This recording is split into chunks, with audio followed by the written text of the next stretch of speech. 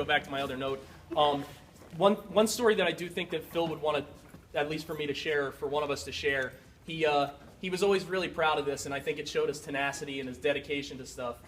When he was younger, he was cutting wood. I don't know if it was with you or with one of the other guys, but they were back cutting wood, and he was just getting onto Reisterstown Road around 695, and there was a cop over his left side, and he was trying to merge in, and the cop looked like he was trying to merge out. So when my father sped up to get ahead of him, the cop pulled him over. He wrote him like 11 tickets. And the tickets were for everything from, like having no seatbelt in the dump truck to having like a bad horn to having all kinds of different stuff that was wrong with it, little things, the registration, all these things.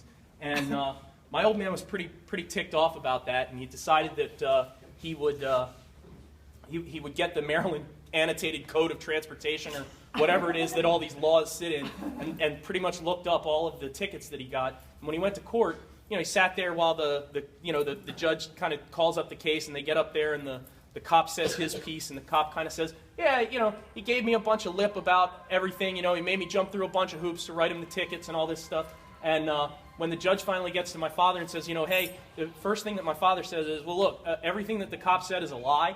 I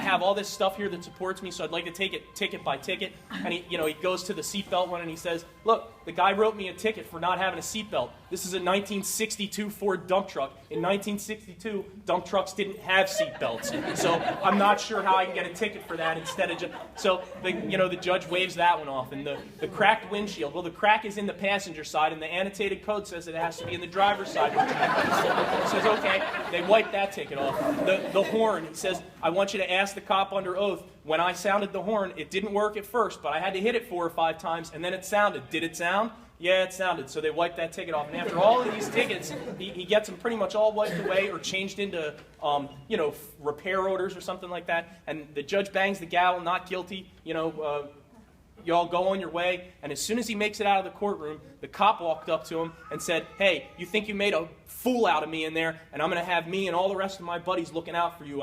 We'll see you on the street, and we'll get you for something. And with that, my father wheeled right back around and walked into the courtroom and interrupted the next case and said, hey, Your Honor, the cop just threatened me outside.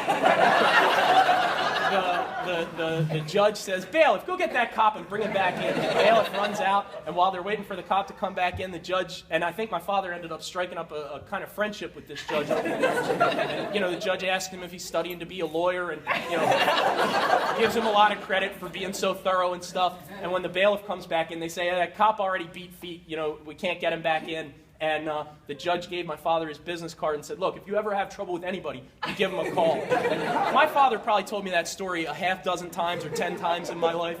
And, he liked to retell stories a lot. But I always think about that when I'm thinking about Phil. And I think that that's one thing that I really did try to take from him is that dedication and tenacity. And I will point out one last thing. That bank bag sitting on that table, that's what he's sitting in right now. I don't think I'm ever going to be able to look at a bank bag again without thinking of him.